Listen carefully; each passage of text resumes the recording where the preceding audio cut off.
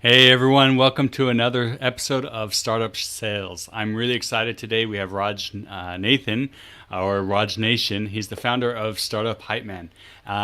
You've probably seen some of his work at Sales Hacker or by Gong or on Startup Grind. He's literally helped hundreds of companies on making sales presentations that don't suck.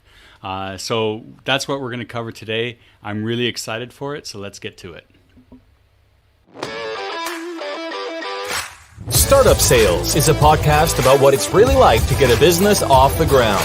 We talk with founders, CEOs, and sales VPs from the high-tech market. You'll learn how to build and scale a sales team. You'll also hear about the growth challenges and tough decisions from others who have had both successes and failures. And now, your host of the Startup Sales Podcast, Adam Springer.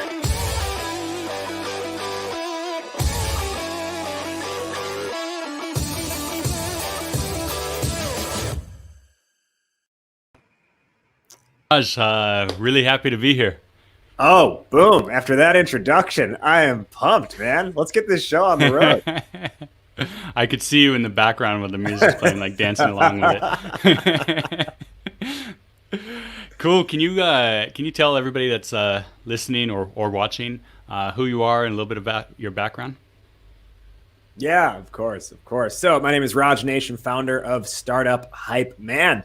I work with growing companies and help them craft a narrative that doesn't suck. So the part of that I think your audience in particular would be most tuned into or care the most about is in sales interactions. And how do you craft a scalable narrative that grows with your company that can actually be used by your sales team and then by extension the marketing team as well. What you'll often find is companies who do a lot of story-based work or story development on behalf of growing startups.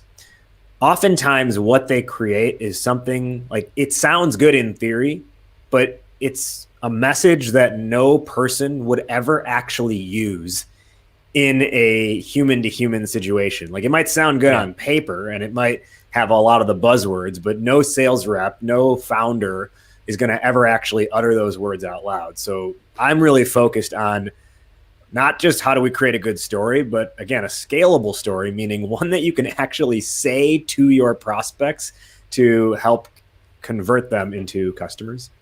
Well, and feel comfortable saying it too. Yeah. So why is it so important to have a good narrative? Ooh, great question out of the gate. So everyone sells products or services for some companies. Everyone is selling a product. That's kind of it, right? So why, if someone else is selling a product that at least in your prospect's eyes is similar enough to you, or in their eyes is kind of the exact same thing as what you sell, something has to differentiate at the end of the day. And that is story. Story is what helps take you from a transactional sale to an emotional sale. And when you operate in the emotional sale, now you have a better opportunity to not just sell a product, but align people and over time build a community under a specific point of view that you have for where your industry should be going. And then ultimately you just happen to have a product that fits within that point of view of where the industry is going. Without the story, you are again trapped in that transactional sale, which when you do that, you can be easily swapped out for a competitor, or the buyer, a lot of times the decision ultimately comes to lowest price or who has the easiest integration. And that's really not, some companies are fine with the transactional sale, but a lot of the companies and the companies that I work with don't want to be the transactional sale. They don't want to have to discount all day long. Yeah, you don't want to discount all day long. And again, like there are companies where it's just like the whole process is just like put your credit card information online, like no, don't talk to anyone. And that can be more transactional, but even then I would argue that there's some narrative being developed through passive marketing online that brings people to the site. But if you want to have that like strategic sale, if you want to have an increase in your scope, your deal size, if you want the person buying from you, the company buying from you, to not just purchase you because your product is good, but because they see that your team has the expertise that no one else delivers, and they really trust you for that. That's where story comes in, because it all comes from the emotional sale. So I work with a lot of startups as well, and what I see is they come in and they want to explain in their pitch everything that they do, all the functionality, all the benefits. What's wrong with that? Ooh, what is wrong with that? So many things are wrong with that. I have a feeling your audience is probably not totally oblivious to the fact that you can't just feature sell and think that that's going to convince people. What I found but it's easier said than done. Yeah, that was kind of where I was going. Like, what I found is that even though a lot of people, a lot of companies seem to know that, they tend to find themselves doing that anyways. One of the big, I don't know if it's a challenge or just it's the way things are. You'll often find like one of the first hires is a product marketer who it's almost like backwards logic, right? Like product marketer, like that person's job function is to figure out how to talk about the product. And that, in my opinion, is actually not the way to go about it. I would almost argue instead of a product marketer, companies should be hiring a problem marketer whose job is to figure out how to best highlight the problems that the industry faces, that the market faces, and then at a one-to-one level, the prospect faces, to then be able to deliver the product in a way that matches that problem. So for the companies that are doing a lot of the feature selling, the challenge is it becomes a conversation that's very me driven, and you don't connect in the way that your buyer wants you to. And I'll even say this, I do see a lot of companies who know that, like, the importance of working on their story, getting their story right. But what they often do, even incorrectly then, even though they know it's important, is they think that developing their story is all about developing the story of their company.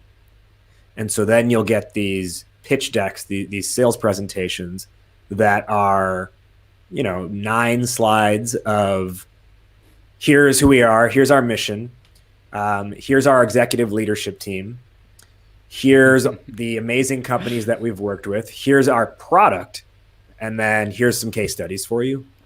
And it may be done in a story told fashion, but it's still a story that's entirely about the company. And that kind of thing doesn't really inspire the buyer to action. Yeah, and by the time you actually get to any meat, you've lost their attention anyways. Exactly. Yeah. So what's a good example? A good example of a story, or a good example of someone doing it bad? Let's start with the bad and how to change it into a good story. Yeah, so similar to what I just said there, like there's, I will say this. Most sales presentations, the first 4 slides are something like, first slide 1 is the NASCAR slide, or some people call it the logo salad, where you have a page of all the great companies that you've worked with. And, if you have interesting company names, it'll be like Coca-Cola, Walmart, et cetera, like on that slide. Slide 2 will be what I call the proven solution slide, where that's like where you talk about your product and what it does. Slide 3 is often the tech stack slide, where it's like, hey, we don't just have a great product, but guess what? We've got 99% uptime. We have all the API integrations, and we communicate with your back end, and we have the great best reporting. in class service. Yeah, best in class service. All the buzzwords usually happen on this slide. Omni-channel, right? Like a world-class support, those kinds of AI. things. AI, yep. And then the 4th slide is usually something like what I call the suits slide, where that's, you line up your headshots of your executive leadership, and then you say what are each of their credentials, and then somehow when you combine all of them, they have 400 years of combined industry experience, as if that's supposed to mean anything. From there, you'll see something like the HQ slide, which is a picture of the outside of the headquarters building, and then some bullet points to the left of that will be like, we also have offices in LA, San Francisco, Atlanta, and more, with worldwide offices. support.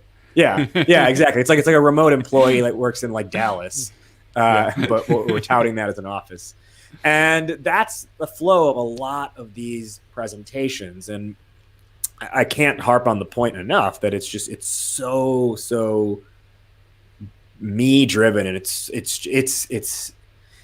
going on a date with someone. It's going on a date with someone and them talking about themselves for the entire date and hardly letting you get a word in edgewise.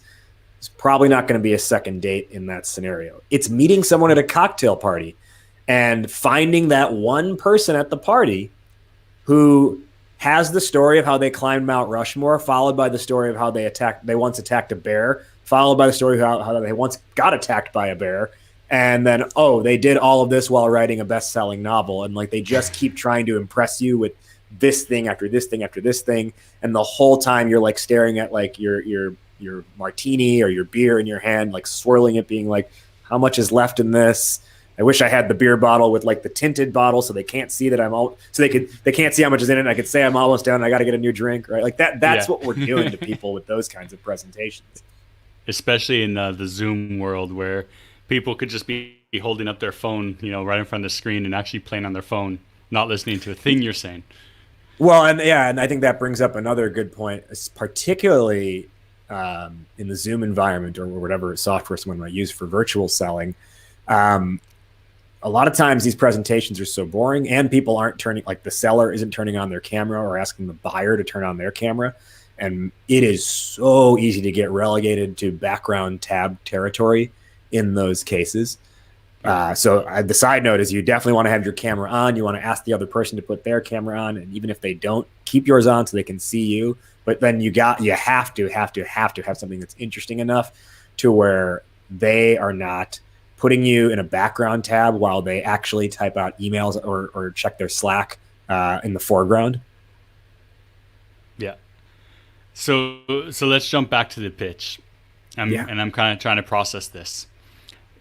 If I'm making a pitch, like how what you're talking about, it should be more around, hey, what's the current problem now? What are the current ways of doing it? And then, hey, this is how you can be doing it. And by the way, this is how we do it.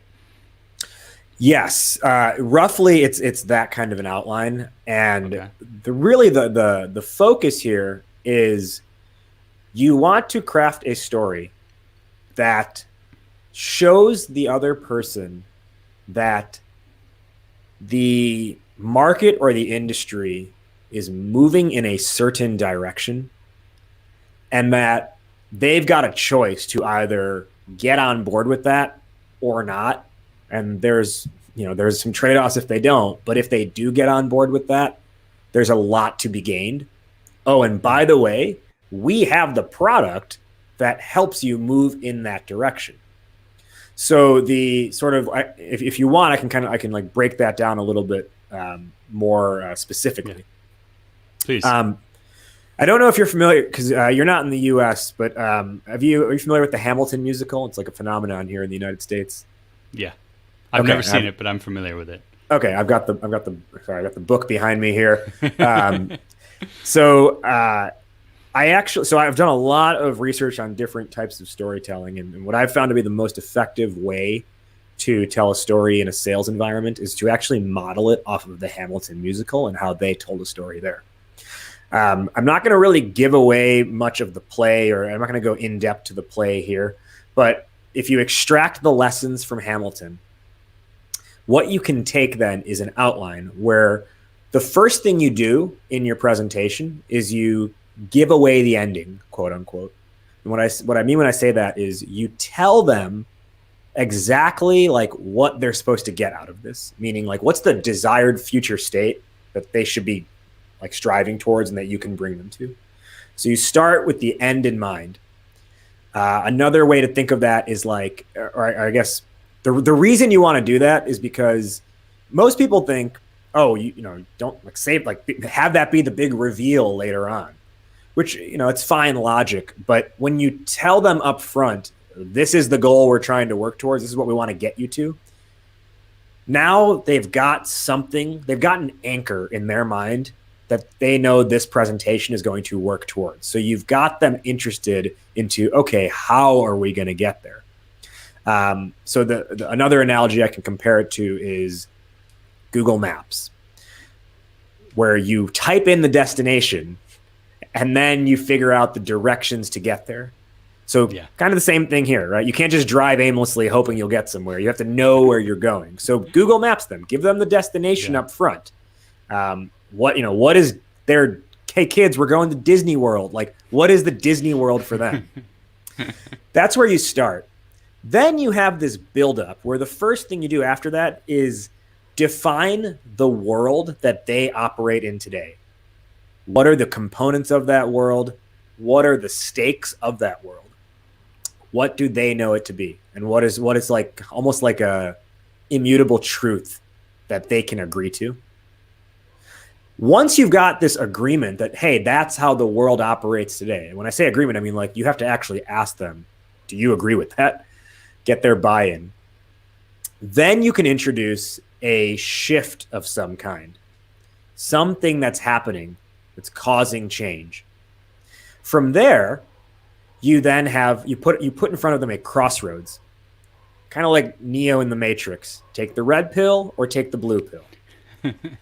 And this is where you actually ask them which path makes more sense to you. Now, if you've done your job, then ideally they pick the path of like, let's do something about this challenge, as opposed to, hey, actually, no, we're fine.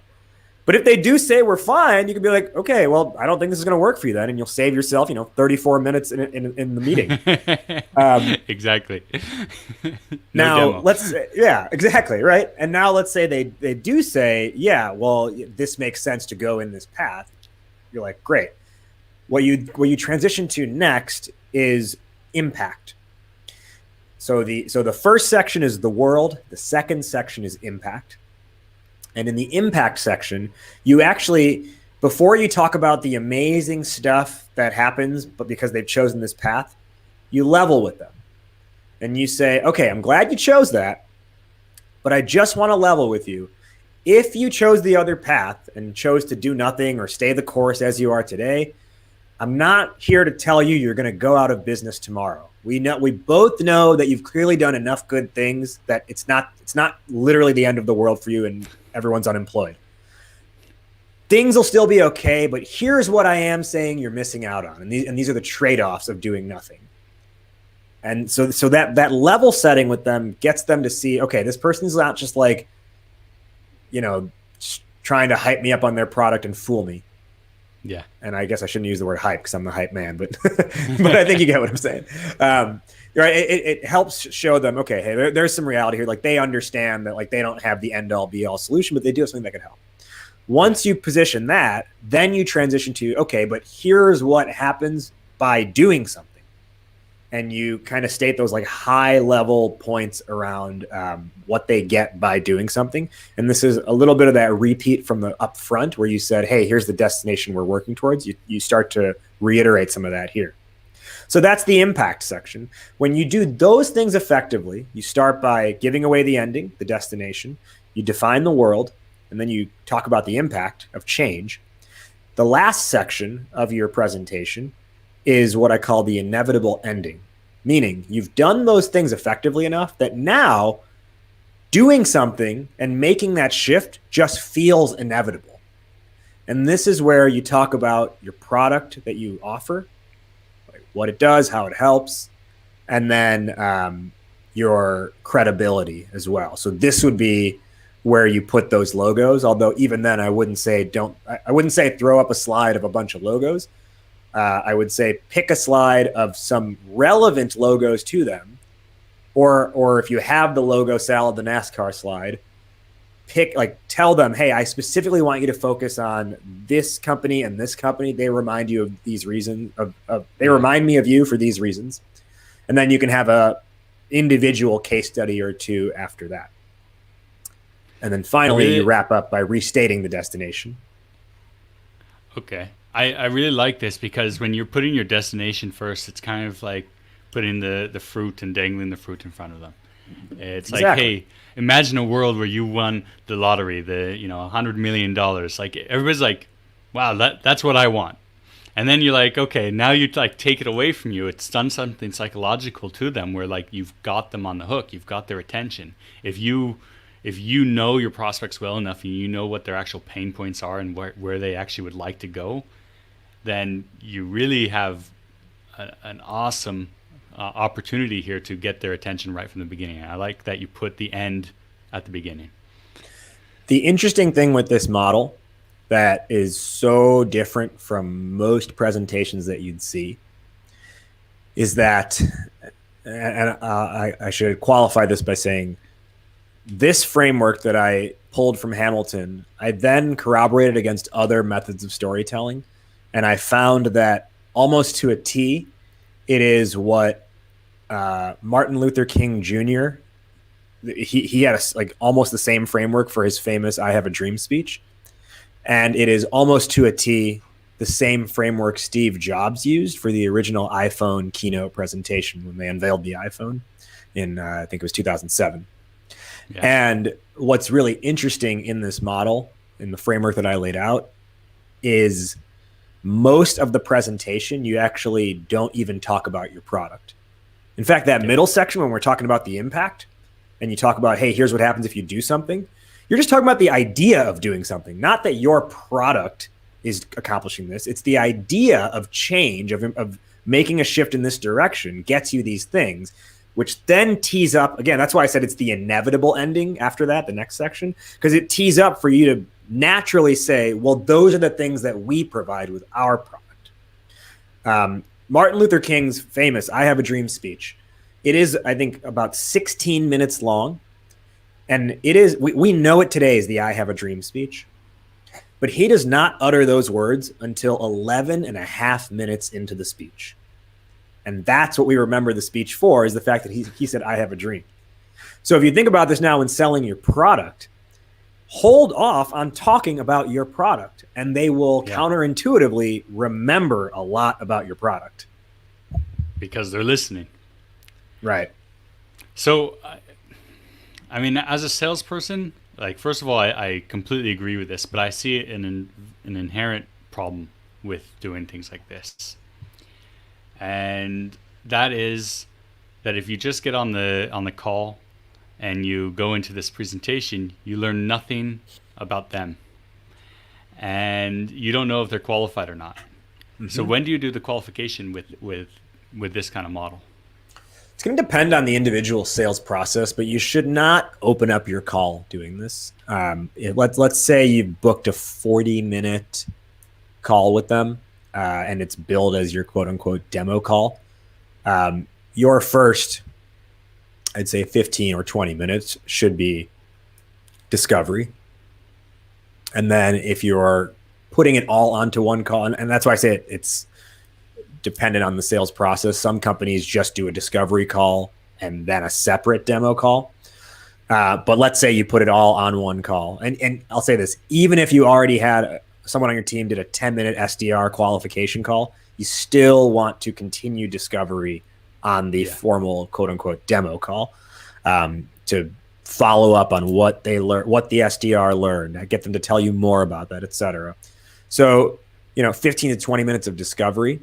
Then you transition into the deck, which is, I don't know, about 10 minutes. And then from there, your actual product demonstration only needs to be, 3 to 5 minutes long.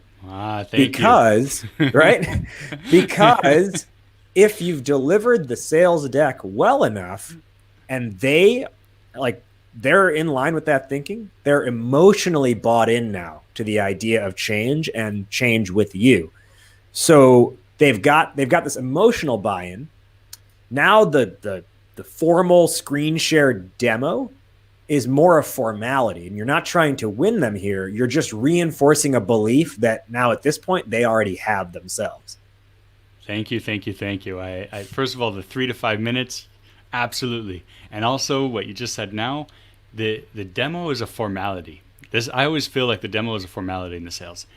You should already have them sold on the idea of using you before they even see the product. And if you do your qualification calls and your what we're calling now your pitch enough, they already want your product before you've even shown it to them or explained it in depth what you guys do. Some of the best demos, and part of my work is, in addition to creating the story, doing demo call reviews and coaching reps for feedback and improvement. And some of the best demos that I have seen have had the least amount of actual demoing possible. Yeah. I mean, because also what you want to avoid when you're doing a demo is covering every aspect of your product, because nobody could remember all of that. We're only human. We can only remember a handful of things. And if you position things through that story form of a deck, it's easier for them to remember information. And more than anything, it's information where you're basically like, I understand you. We have something that can do about it. Trust us. We have something that you can do about it. And that's like what they take in their heads with them. It also makes it easier for them to sell internally, right? If they're going to become your champion to get internal stakeholders bought in, it's easier for them to recount a story they heard and you'll send it to them afterwards and have some visuals to support that, then try to tell their boss or so-and-so in the in the product development department about having to recount what you clicked through on an admin dashboard. And let's just be real with everyone. No one ever said, oh my God, an admin dashboard. I've been waiting my entire life for this. I have to buy from you. Look, I could add a user. Right. Yeah. So, yeah, trim that stuff. And just one more thing I'll add on the screen share part of it. One of the things that a lot of the companies that I work with that we end up doing or changing in the demo process is, on the actual screen share, I should say, is reversing the way the product is ultimately demoed. So rather than showing the back end as like the big part of it, like the dashboard and the how-to, you actually reverse the order and you show what the end user experience is like. So let's say it's ultimately a consumer-facing software, or even if it's B2B software, that's fine too.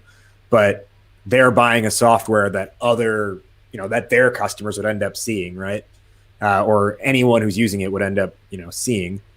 So rather than being like, okay, so first you log in and let's say you want to launch a campaign. Here's how you launch a campaign, which I'm sure, Adam, like you've probably you've probably seen too many demos like that you can even count. Yeah.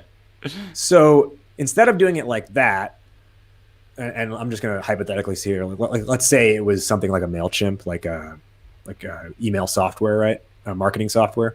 So instead of doing it like that, reverse it and say, okay, let's say I just subscribed to your newsletter. The first thing I do when I see my inbox that morning is, wow, look at this. I have a welcome email from you within seconds of when I hit the subscribe button. Oh, and it's got that welcome offer that you promised me. This is great. I was waiting for this. So I click on it. And when I click on it, it takes me back to this page that you've been tracking so you know exactly who I am when I go there. And right, so you walk through that end customer journey or that end user journey. And then all you have to do is be like, and to make that happen on the back end, it's just like 3 clicks. You do this, this, and this. Yeah. I love it. And I think what would even make it even better is if you tie it into what you learned during the qualification stage. So if there's something that they said they're really having a problem with, bring that back up, say, hey, you said that you were having a problem doing X, Y, tracking the buyers. Well, let me show you how that works if you use this. And it's as simple as literally saying, you told me this. Yeah. Let me show you how we address that. So on the slide deck itself, one thing that I see a lot is they throw up all over the page and they want to put all the information on there and everything. Mm-hmm. What do you recommend as far as what information to put on there? I mean, we already talked about what kind of information, but how much information should you be putting on there, and how much of it should just be kind of cliff notes for you as an outline to talk? Rely on imagery and visuals more than words. It is easier to process, for the brain to process images, and the brain can also faster process images than it can words. Let it, if think of it like a magic act. The deck is your helpful assistant, but the show is about you. Like you're the one, like people come to see the magic act happen. You don't want to see like how the assistant hands off the whatever thing for the trick to be revealed. So the deck is your helpful assistant. It guides the story, but the fact that you are live delivering it with energy, with passion, with enthusiasm for them and for ultimately your product, that's what helps sell it at the end of the day. It's not just you passively throw up, and I'm sure you had a university lecturer who, like the professor, just, you went to class, it was just paragraphs on every slide, and you said, why am I even showing up to this when I could just get the slides emailed to me and look at it on my own, right? That's the same kind of setup here. But then everyone has that one professor who like knew how to present, and you couldn't miss those classes because it's not like it wasn't going to be delivered like on paragraphs on slides, but because that person was dynamic and it was delivered in a way that was interesting to you. So be that kind of professor. Yeah, be that engaging professor. Rely more on the images and the visuals, minimal wording.